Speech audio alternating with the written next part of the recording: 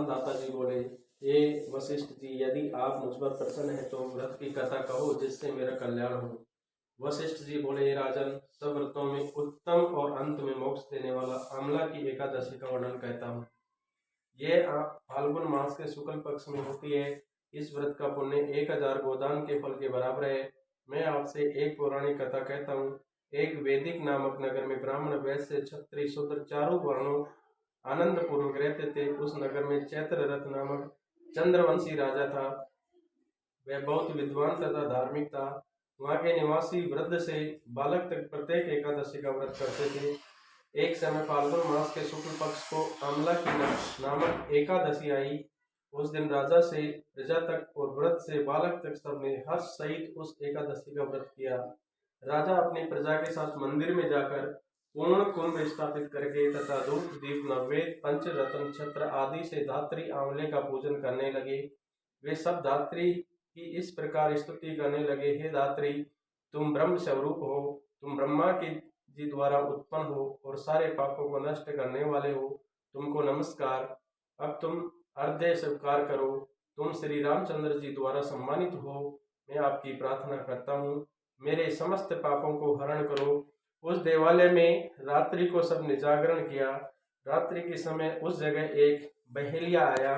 वह महापापी तथा दुराचारी था। वह भूखा प्यासा था। वह उस जगह विष्णु भगवान की कथा एकादशी महात्म्य को सुनने लगा। बहेलिया ने उस रात्रि को अन्य लोगों के साथ जागकर व्यतीत किया। प्रातः काल होते ही सभी लोग अपने अपने घर गए। कुछ समय बीतने के पश्चात उस बहेलिया की मृत्यु हो गई। उस आंवला की एकादशी के व्रत तथा जागरण के प्रभाव से उसने राजा विदुरथ के घर जन्म लिया। उसका नाम वसुरथ रखा गया। बड़े होने पर वह चतुरंगिनी सेना के सहित तथा धन धान्य से युक्त होकर 10 सहस्त्र ग्रामों का पालन करने लगा। वह तेज में सूर्य के, कांति में चंद्रमा के, वीरता में विष्णु भगवान के और क्षमा में पृथ्वी के समान था। वह अत्यंत धार्मिक, सत्यवादी, कर्मवीर और विष्णु भक्त था। वह सदैव यज्ञ किया करता था। एक दिन वह राजा शिकार खेलने के लिए गया। देव योग से वह राजा रास्ता भूल गया। तब वह उसी वन में एक वृक्ष के नीचे सो गया। उसी समय पहाड़ी मलेच्छा वहां आए और राजा को अकेला देखकर उस पर मारो मारो का शब्द करके टूट पड़े। वह मलेच्छा कहने लगे कि इस दुष्ट राजा ने हमारे संबंधियों को मारा है तथा देश से निकाला दिया है, अतः इसे अब अवश्य मारना चाहिए। ऐसा कहकर वह मलेच्छ राजा पर अस्त्र शस्त्र का प्रहार करने लगे। उनके अस्त्र शस्त्र राजा के शरीर पर गिरते ही नष्ट हो जाते और उसको पुष्पों के समान प्रतीत होते।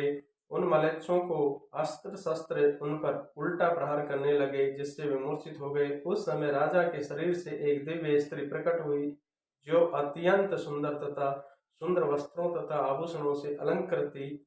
उसकी भ्रुकुटी टेढ़ी थी, आंखों से लाल लाल अग्नि निकल रही थी। वे मलेच्छों को मारने दौड़ी और समस्त मलेच्छों को काल के काल में पहुंचा दिया। अब राजा जब जगा तब उन मलेच्छों को मरा हुआ देखकर सोचने लगा कि इन शत्रुओं को किसने मारा है। जब वह राजा ऐसा विचार कर रहा था, तभी आकाशवाणी हुई और कहने लगी, हे राजन, इस संसार में तेरी विष्णु भगवान के अतिरिक्त कोई रक्षा कर सकता है? इस आकाशवाणी को सुनकर राजा अपने नगर को वापस आ गया और सुखपूर्वक राज करने लगा। महर्षि वशिष्ठ जी बोले, हे राजन, ये सब आंवला की एकादशी के व्रत का प्रभाव था। जो मनुष्य इस आंवला की एकादशी को व्रत करते हैं, वे सब प्रत्येक कार्य में सफल होते हैं और अंत में विष्णु लोक में जाते हैं। जय श्री कृष्ण, जय विष्णु भगवान की।